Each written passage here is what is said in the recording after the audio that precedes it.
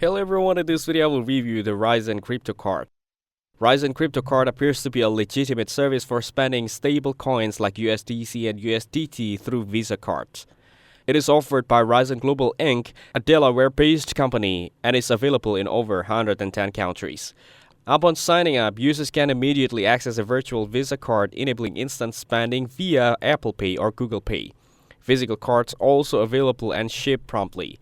Rizon provides a self-custodial wallet, granting users full control over their stable coins protected by advanced security features like Face ID and passkeys.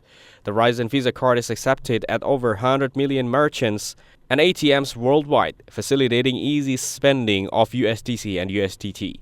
It maintains transparency with no hidden fees. While a one-time $10 fee applies for issuing a virtual card, there are no maintenance fees, and deposits and card spending in US dollars are free.